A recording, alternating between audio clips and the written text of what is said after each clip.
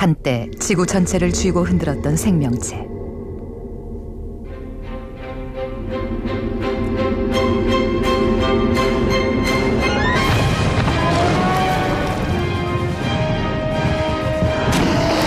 그것은 바로 공룡이다.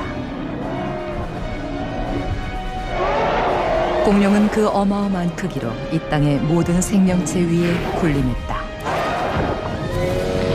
거대한 공룡 간에도 생존 경쟁은 치열했다. 그러나 아직 알려지지 않은 또 다른 차원의 경쟁도 있었다. 공룡 대 포유류 간의 전쟁. 우리 포유류는 공룡과 같은 시대에 지구상에 출현했고 거대한 공룡과 목숨을 건 사투를 벌였다.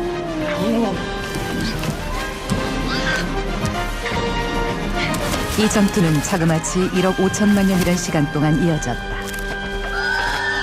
이 기간 동안 포유류의 생존의 역사는 공룡과의 기나긴 투쟁의 시간이었다.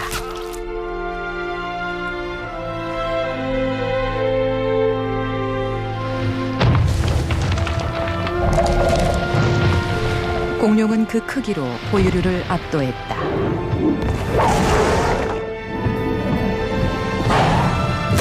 포유류가 어떻게 거대한 적에 대항해서 싸웠을까?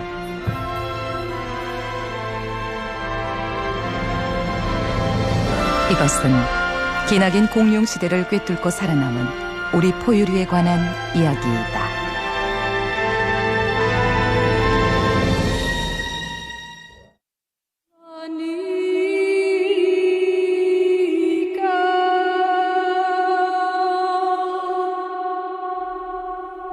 현재 지구에는 60억의 인간이 살고 있다. 인간은 보통 포유류로 통하는 짐승강의 동물로, 개와 고양이도 포유류에 속하고 사자나 기린 같은 야생동물 역시 포유류에 속한다. 포유류의 일반적인 특징으로는 커다란 머리와 유사한 번식 시스템을 들 수 있다. 오늘날 각 포유동물의 조상을 추적해 올라가면 단 하나의 공통적인 조상을 만날 수 있다.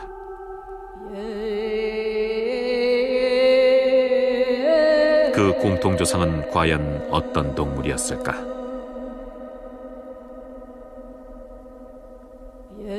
우리의 이야기는 지구상에 최초로 포유류가 출현하면서 시작된다.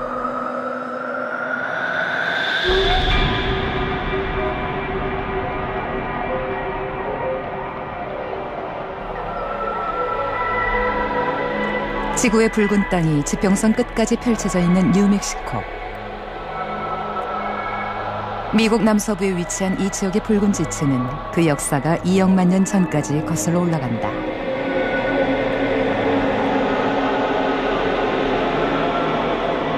바로 이곳에서 원시 포유류의 화석이 발견되었다.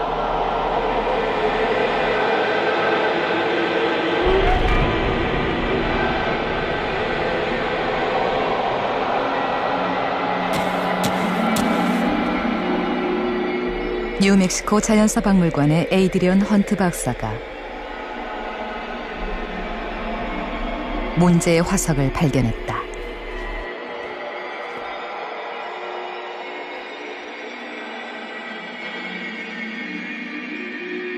This is the oldest known mammal fossil, the skull of a Delobacillus.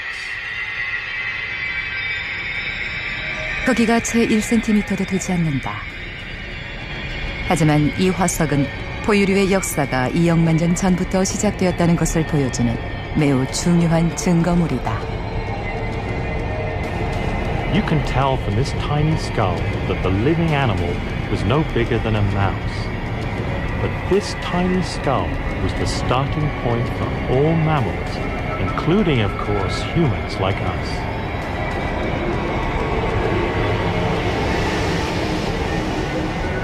자, 그럼 아델로바실레우스가 살던 시대로 거슬러 올라가 보자.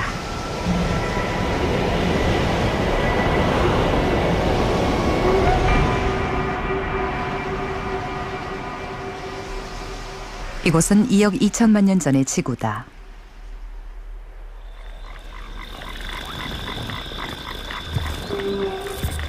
당시 지구는 늪지 동물의 세상이었다.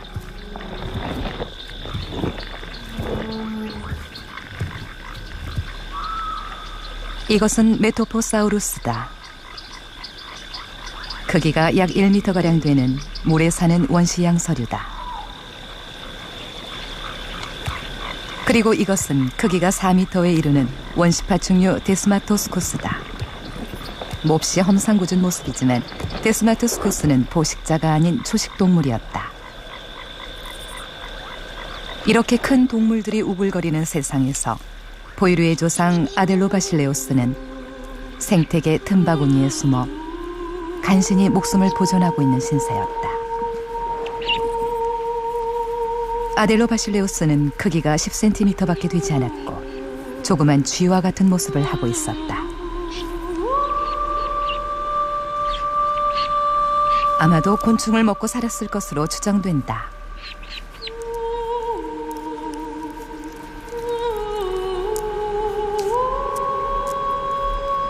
한데 아델로바실레우스의 앞길에는 한 동물이 버티고 서 있었다. 우리 포유류를 오랫동안 괴롭히게 될 동물이었다.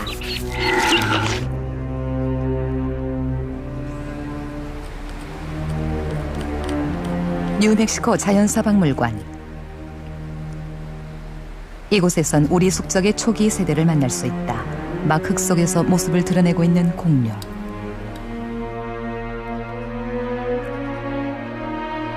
이것은 코엘로피시스로 공룡 중에서도 가장 오래된 종이다.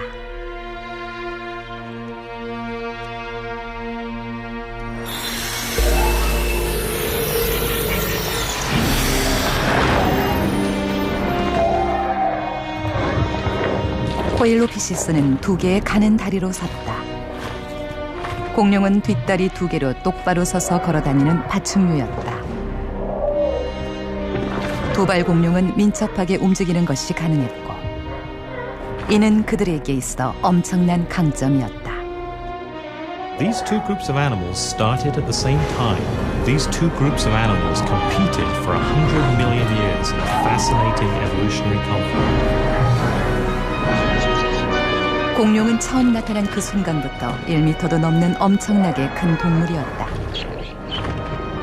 포유류 대 공룡. 공룡이 나타나고부터 우리 포유류에게는 기나긴 고난의 역사가 시작되었다.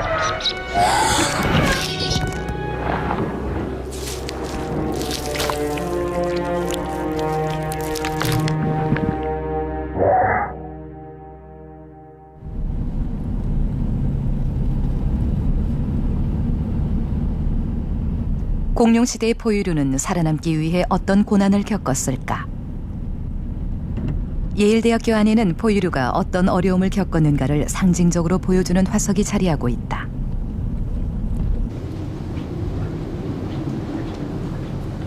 이 동물은 1억 5천만 년 전에 살았던 생명체였다.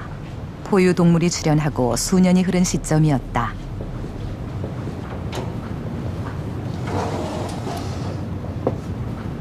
So this is a Jurassic Age mammal. It's called Leolestes. 화석의 크기가 3cm에도 못 미친다. 이것은 라울레스테스라는 포유류의 턱조각 화석이다.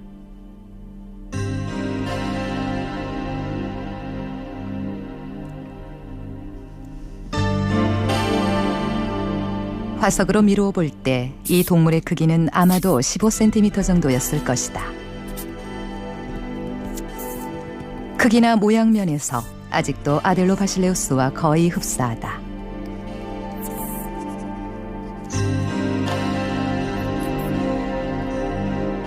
아델로바실레우스가 처음으로 모습을 드러내고 무려 7천만 년이 흘렀지만 포유류의 모습은 거의 바뀌지 않았고 그대로 남았다.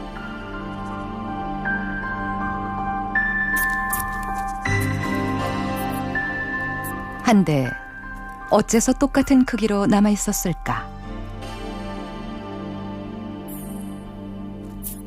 그 이유는 그들의 막강한 적이 지구를 휘어잡고 있었기 때문이다.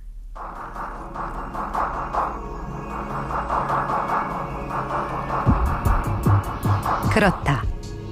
포유류가 변하지 않은 것은 바로 공룡 때문이었다.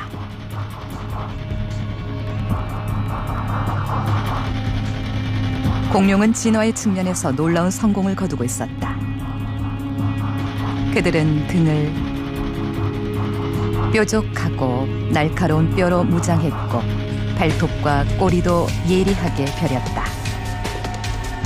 7천만 년간 공룡은 거대하고 기괴한 동물로 진화했고 이미 포유류를 압도하기 시작했다.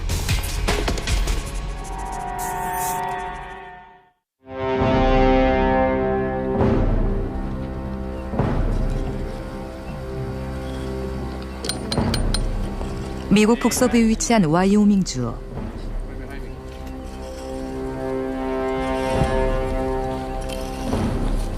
(1994년) 바로 이곳에서 한 동물의 화석이 발견되었다. 학자들의 관심을 끈 것은 다름 아닌 그 어마어마한 크기였다. 1미터도 넘는 거대한 뼈가 땅속에서 하나둘씩 모습을 드러냈다. 6년간 이어진 발굴 작업을 통해 약 40개가 넘는 뼈가 발굴되었다.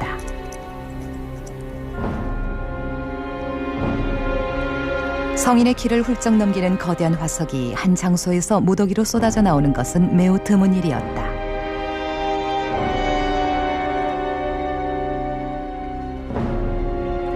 이 화석은 1억 5천만 년 전 지구를 지배하는 왕의 몸을 지탱하고 있던 뼈였다.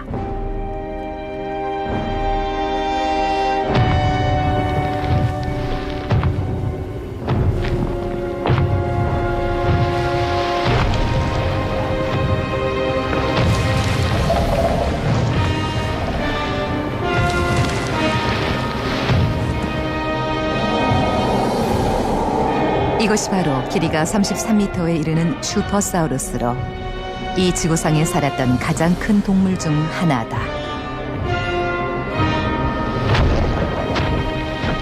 무게만도 40톤에 이르렀다고 한다.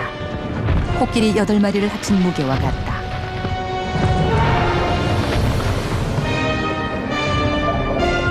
슈퍼사우루스는 천하무적이었다.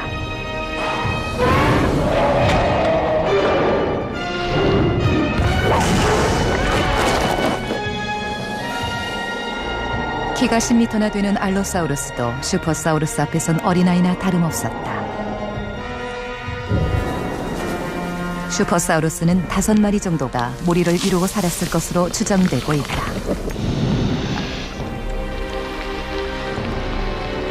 본디 초식 공룡으로 긴 목을 이용해 머리를 이리저리 뻗으며 하루 500kg이나 되는 식물을 먹어치웠다.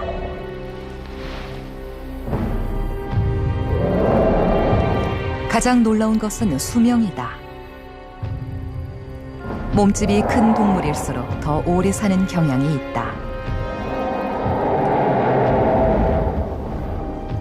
슈퍼사우루스의 어마어마한 덩치를 고려할 때 일부 학자는 최소한 100년에서 길게는 200년 이상까지도 살았을 것으로 보고 있다.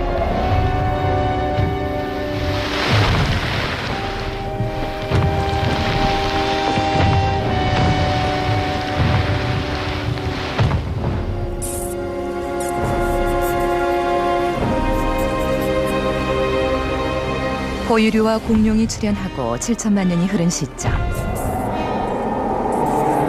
그 당시 세계는 장수를 누리는 거대한 공룡이 완전히 장악하고 있었다.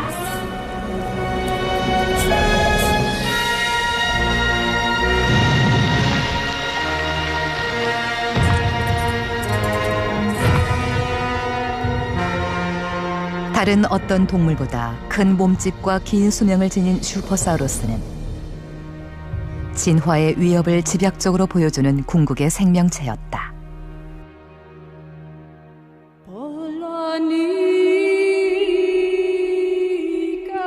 그런데 왜 큰 동물이 더 오래 살까? 그것은 몸집이 커질수록 호흡과 심장박동이 느려지는 것과 관계가 있다고 한다. 현재 포유류 중 육지에서 가장 몸집이 큰 것은 코끼리인데 이들의 수명은 70년가량 된다. 개는 12년을 조금 넘게 산다. 생쥐처럼 작은 동물은 겨우 몇 년밖에 살 수 없다.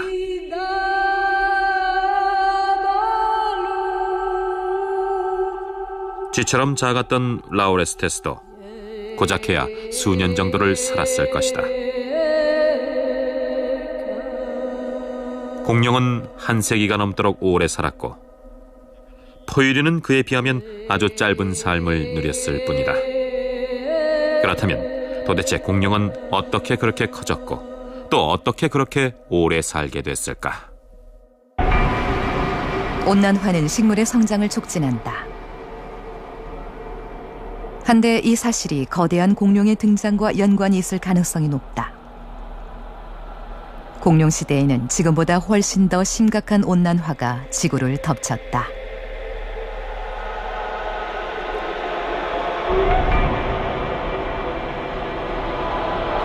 당시 지구의 대륙은 판게아라는 이름으로 불리는 거대한 하나의 땅덩어리였다. 한데 이 초대륙이 쪼개지기 시작했다.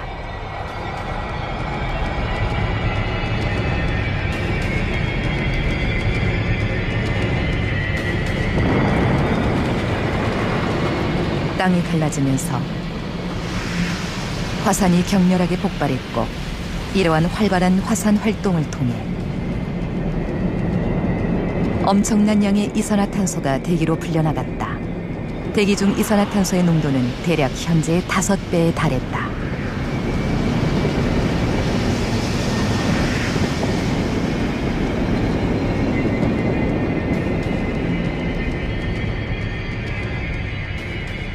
이산화탄소가 이렇게 풍부한 상황에서 식물은 빠르게 성장했을 것이고 초식 공룡에게 넉넉한 먹이를 공급했을 것이다.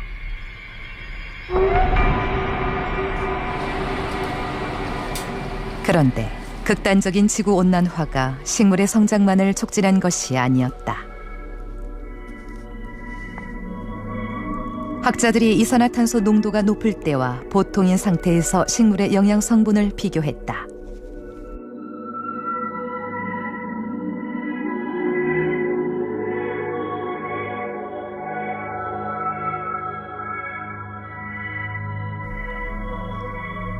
석 달 뒤 잎의 색깔에서 뚜렷한 차이가 관찰되었다. 이산화탄소 농도가 더 높은 곳에서 자란 식물의 잎이 누렇게 변한 것이다.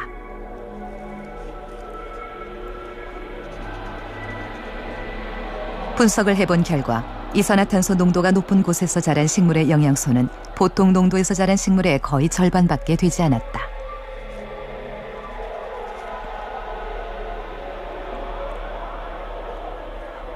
이산화탄소 농도가 높으면 식물이 더 빨리 성장하지만 그 대신 그만큼 식물 속의 영양분이 줄어들었다.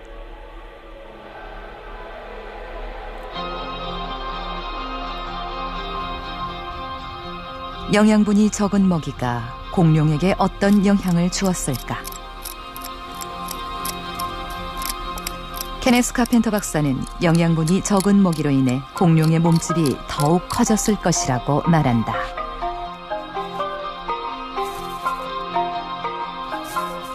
The dominant plants of the Mesozoic, especially the Jurassic, included plants like the fern and conifers.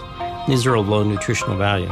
Consequently, these plant-eating dinosaurs had to eat a lot of it in order to get enough nutrition to survive. Consequently, these dinosaurs grew to sizes that we cannot even imagine today. 식물에는 소화가 되지 않는 섬유소 같은 성분이 다량 함유되어 있다. 필수적인 영양소를 섭취하기 위해 초식 공룡은 더 큰 소화기관을 필요로 하게 됐고 소화기관이 커지자 그 소화기관을 감싸기 위해 몸집이 더욱 커졌다. 게다가 그 당시 식물은 영양분이 많지 않아서 충분한 영양분을 얻기 위해선 엄청난 양을 먹어야 했다. 슈퍼사우루스는 하루 약 500kg의 식물을 먹었다.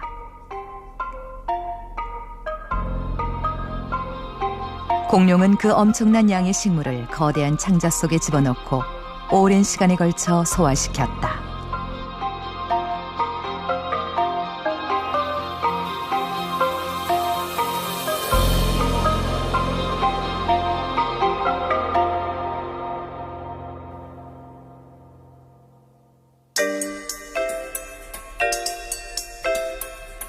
하지만 공룡이 현대 포유류보다 훨씬 더 커진 이유는 이것 한 가지만이 아니다. 육지에서 가장 큰 포유류는 코끼리다. 코끼리도 식물을 먹는다. 하지만 이들의 몸집은 커봐야 7m 정도다. 설령 영양분이 적은 식물을 계속 먹는다고 해도 30m 이상까지는 자라지 않을 것이다. 그 이유는 공룡과 포유류의 몸에 결정적인 차이점이 존재하기 때문이다.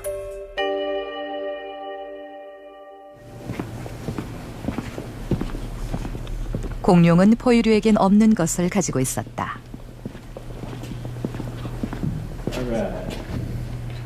그 비밀은 슈퍼사우루스의 뼛속에 숨어 있다.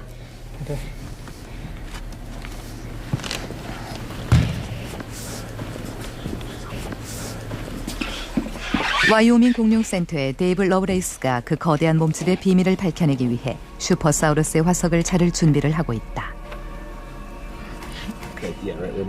희귀한 화석을 잘라낸다는 것은 용기가 필요한 일이지만 그 덕분에 대다수 거대 공룡에 관한 놀라운 비밀을 밝혀낼 수 있었다.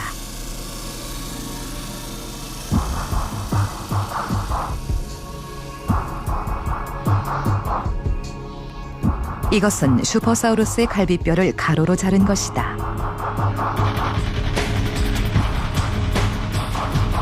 단면에 서로 다른 색깔이 선명한 대조를 보이고 있다. 황토색 부분은 흙이다.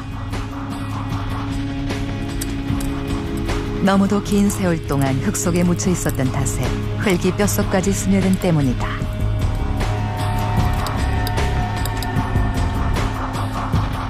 흙을 모두 긁어내자 갈비뼈 속을 가로지르는 텅 빈 공동이 나타났다.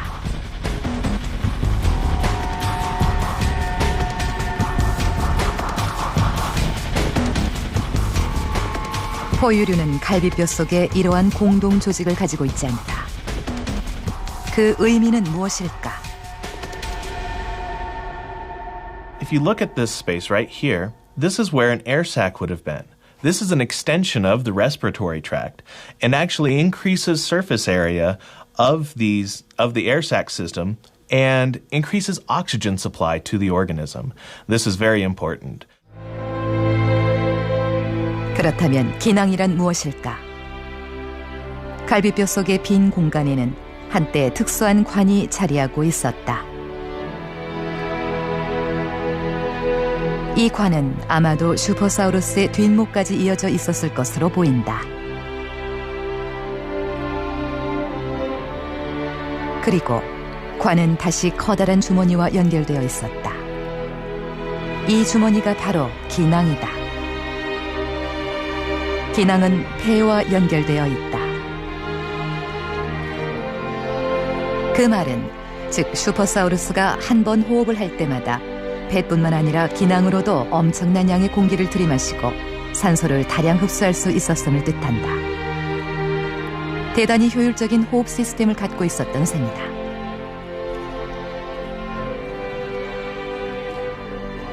피터 와드 박사는 포유류에게는 없는 이 기낭 시스템이 공룡이 지구상에서 가장 거대한 동물이 될 수 있었던 비결이라고 보고 있다.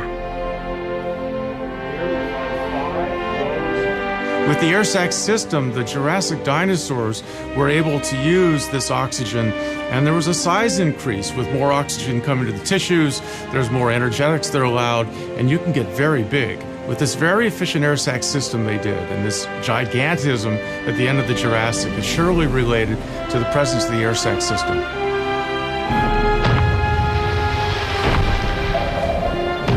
산소는 몸에서 에너지를 생산하는 데 필수적인 요소이다. 공룡은 엄청난 양의 산소를 흡수하면서 자연스럽게 엄청난 에너지를 만들어냈다. 많은 공룡이 이 정교한 호흡 시스템을 가지고 있었던 것이 확실하다. 기낭 시스템은 공룡이 그렇게 커질 수 있었던 주요 원인 중 하나였다. 그 결과 일부 공룡은 수명을 100년 이상으로 늘릴 수 있었다. 그리고 이 땅의 지배자로서 번영을 누렸다.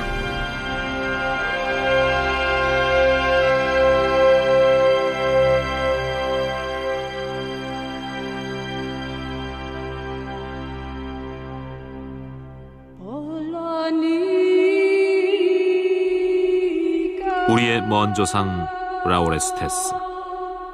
몸집이 자그마한 이들은 오래 살지 못할 운명이었다.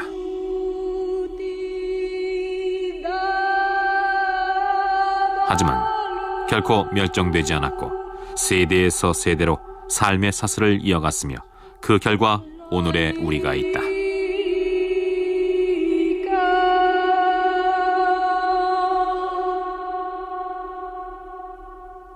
그런데 라오레스테스는 공룡시대를 어떻게 견뎌냈을까? 지난 7천만 년 동안 포유류는 몸집은 거의 같은 크기를 유지하고 있었으나 내부에서는 혁신적인 진화를 이뤄냈다. 포유류의 조상이 어떻게 진화했는지 알기 위해선 먼저 인간의 귀를 들여다볼 필요가 있다. 고막에 붙어있는 두 개의 뼈는 귀의 소골로 이름은 추골과 침골이다. 귀 속의 이 조그만 뼈 조직은 오직 우리 포유류에게서만 볼 수 있다. 이것은 파충류도 양서류도 갖고 있지 않다. 라오레스테스도 이미 귀 속에 이런 조직을 갖고 있었을 가능성이 높다. 그렇다면 어떤 연유에서 이런 조직이 발달하게 된 것일까?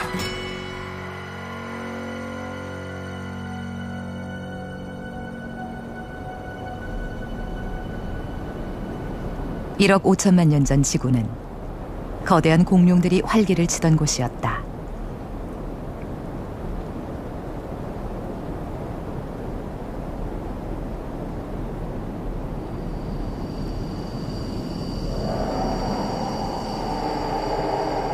라오레스테스가 살아남기 위해서는 포식 공룡들의 눈에 띄지 않는 안전한 은신처가 필요했다.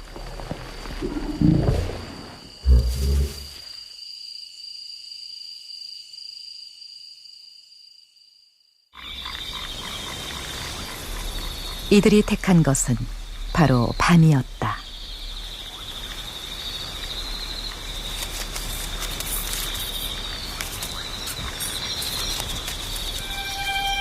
밤의 어둠은 자그마한 라오레스테스를 안전하게 숨겨주었다.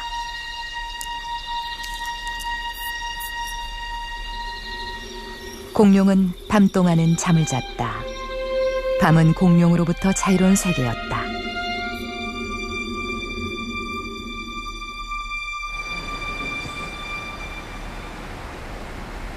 제시로 박사는 공룡시대의 포유류를 연구한다. 그는 귀 구조의 변화가 밤의 세계를 돌아다니는데 꼭 필요했을 것이라고 말한다. The diurnal or daily living animals can rely on their eyesight, but the nocturnal or night living animals cannot use the daylight and they have to rely more on their hearing. 귀 속의 조그만 뼈 두 개는 청각을 비약적으로 향상시켜 주었다. 소리가 고막을 울리면 그 진동이 추골과 침골을 통해 증폭되었다. 이 효과적인 청각 전달 시스템은 넓은 음역은 물론이고 미세한 소리까지도 듣게 해준다. 추골과 침골이 없는 여타 척추 동물은 오직 한정된 소리밖에 들을 수가 없다. With the support of their important ear structures, mammals manage to invade the nocturnal niche for the first time in the history of all vertebrates. 밤의 도시는 휘황한 빛으로 넘쳐난다. 하지만 공룡시대의 밤의 풍경은 지금과는 완전히 달랐다.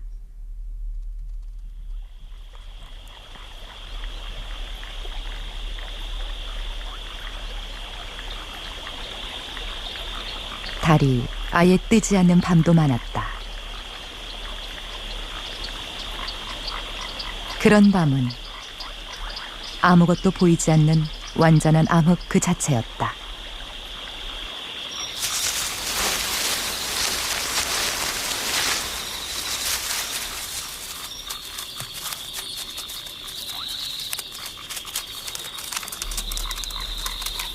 캄캄한 어둠 속에서는 소리만이 유일한 안내자였다.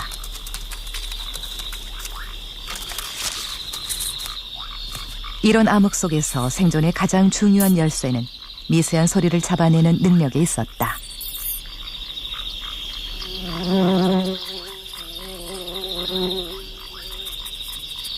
이들은 강력한 청각을 발판 삼아 더욱 발전해 나갔다.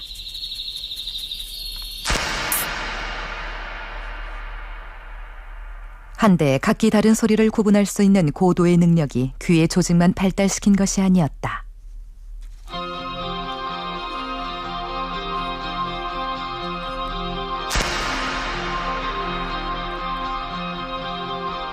소리가 고막을 울리면 그 진동은 침골과 추골을 지나 더 먼 곳까지 간다.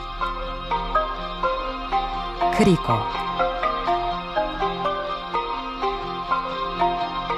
그 끝에는 뇌가 있다.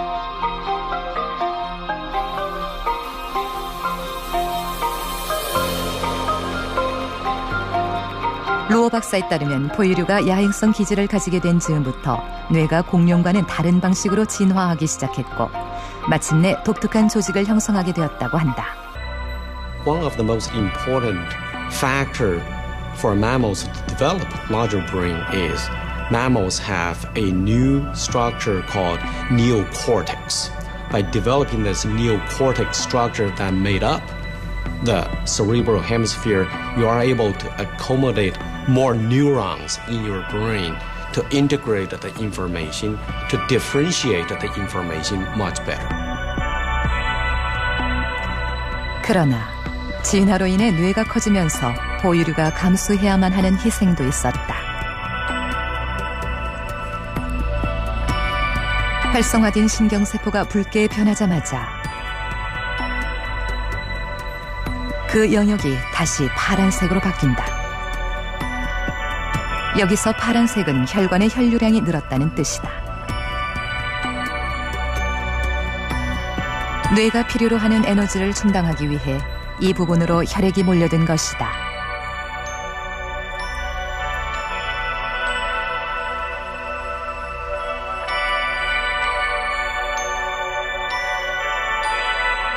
뇌는 우리 몸에서 가장 많은 에너지를 소비한다. 뇌의 활동을 지속하기 위해서는 어마어마한 양의 에너지가 필요하다. 즉, 뇌가 다량의 먹이를 요구하는 것이다.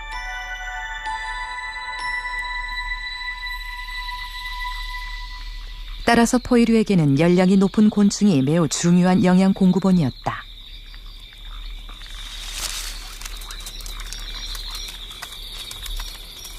하지만 어둠 속에서 잡을 수 있는 곤충의 수는 한정되어 있었다.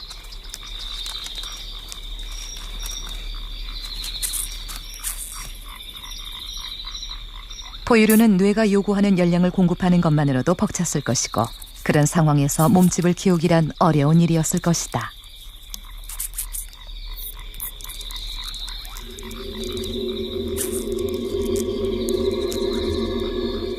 따라서 우리 포유류 조상은 짧은 삶을 살 수밖에 없었다.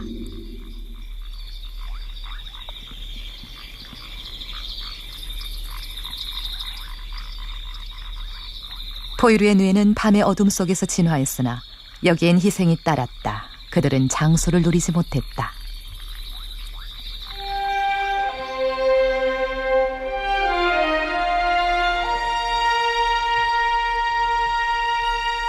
몸집이 훨씬 더 큰 슈퍼사우루스는 100년에서 200년까지도 살았다.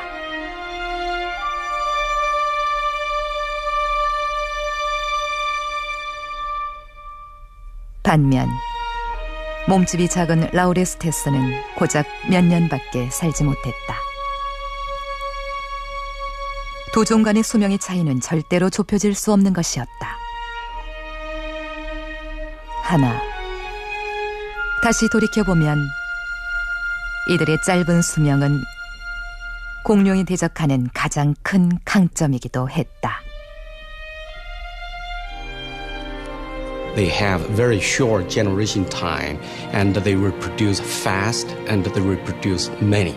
And this is not necessarily a disadvantage. By comparison to large dinosaurs such as supersaurs that may live up to 100 years, for the same lifetime, mammals would have reproduced for 50 generations. And that fast and frequent reproduction would allow them to adapt, to diversify, and eventually lead to their great future evolutionary success.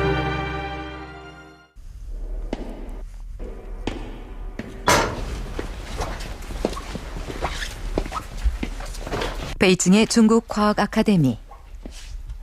문제의 화석은 바로 이 건물 안에 보관되어 있다. 这个就是哺乳动物强壮爬兽的化石。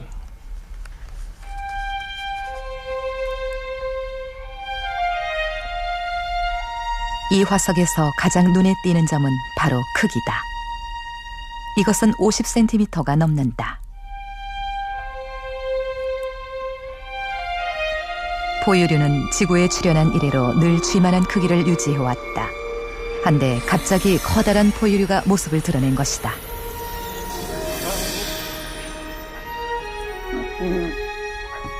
그 이름은 바로 레페노마무스다.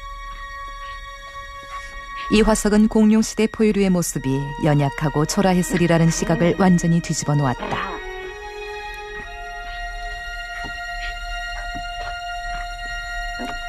놀라운 것은 단지 레페노마무스의 크기만이 아니었다.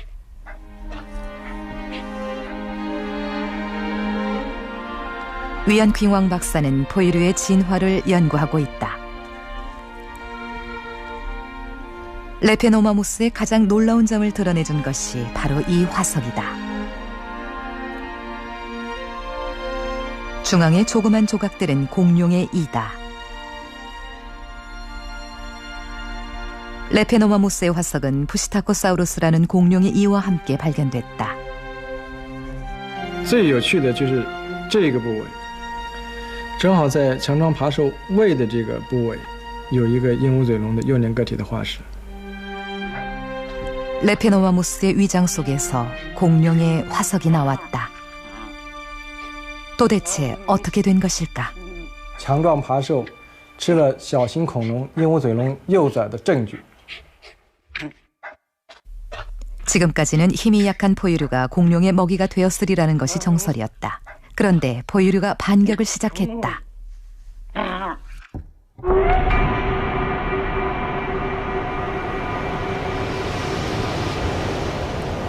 랴오닝성의 화석을 통해 1억 2,500만 년 전의 세계가 처음으로 우리 앞에 그 모습을 드러냈다.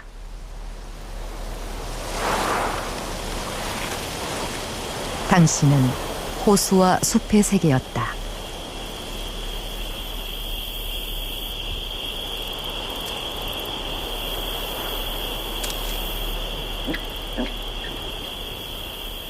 레페노마무스는 주행성이었을 것으로 추정되고 있다. 한때 포유류가 은신했던 밤의 세계에서 낮으로 복귀한 것이다.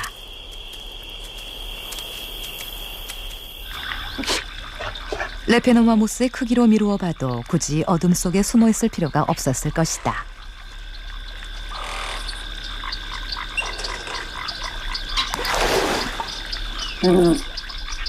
아마도 큰 덩치를 유지하기 위해 더 많은 먹이를 찾아 낮의 세계로 돌아왔을지도 모르는 일이다.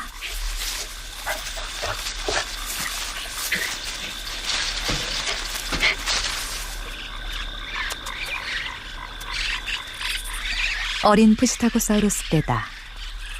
30마리는 좋게 되어 보인다.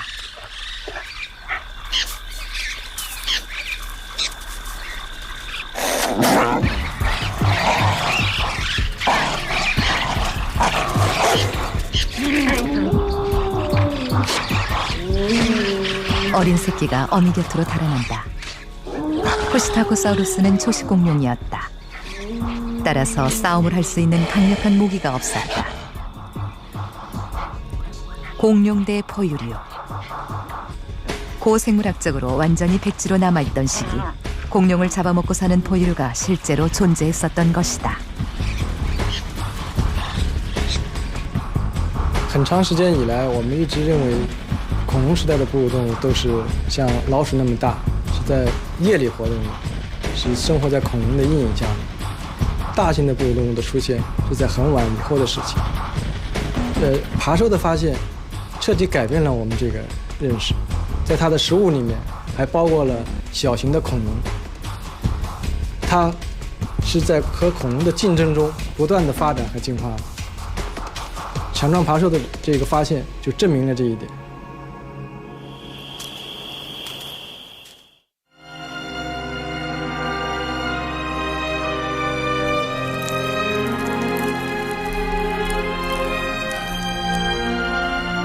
이것은 라우레스테스 이후 나타난 포유류의 이 화석인데 그 모양새가 다양하다.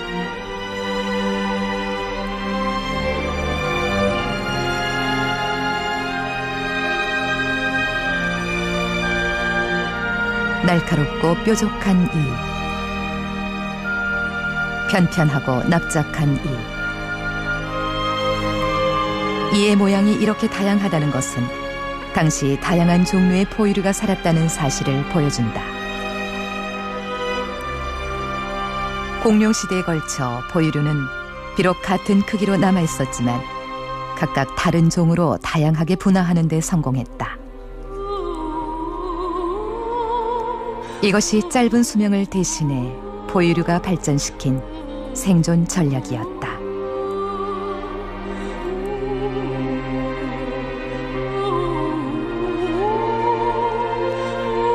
거대한 공룡이 한가로이 번영을 노리는 사이 포유류는 짧은 삶과 죽음의 순환을 반복했다.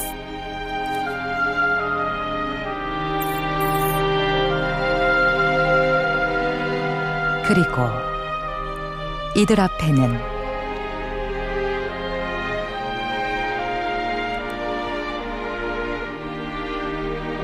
이들을 마침내 인간으로 이끈 진화의 길이 활짝 열렸다.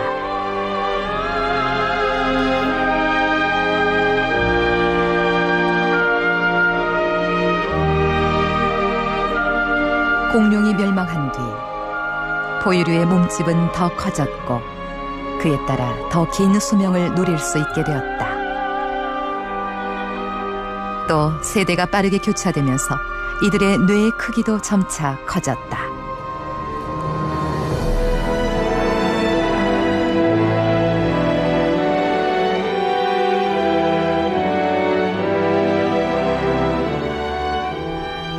오늘날 포유류 조상이 이루어낸 진화로 가장 큰 혜택을 누리고 있는 것은 바로 우리 인간이다.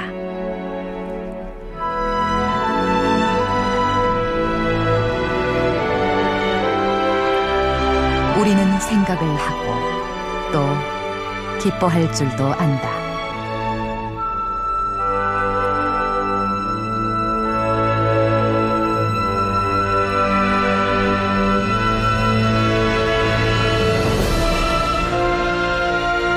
이것은 모두 포유류가 공룡 시대를 견뎌내며 발달시킨 커다란 뇌 덕분이다.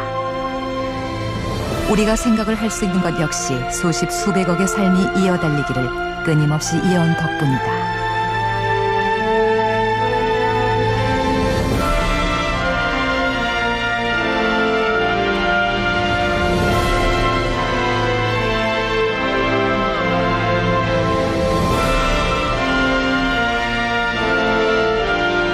만약 공룡이 나타나지 않았다면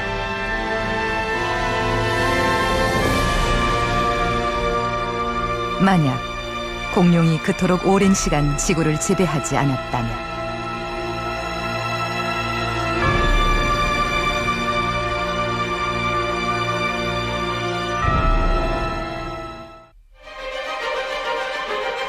라우레스테스 시대가 지나고 2500만 년 뒤 드라마틱한 진화를 겪어낸 한 포유류가 등장했다. 이것은 공룡을 먹이로 삼는다.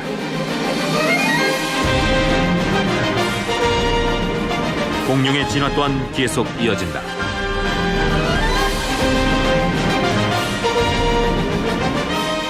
이제 온몸이 깃털로 뒤덮인 새로운 종류의 공룡이 포유류의 앞길을 막아선다. 1억 5천만 년 이상 지속된 포유류 대 공룡의 대결. 전투는 후반부를 향해 치닫고 우리 포유류의 조상 앞에는 아직도 고난의 시간이 가로놓여 있는데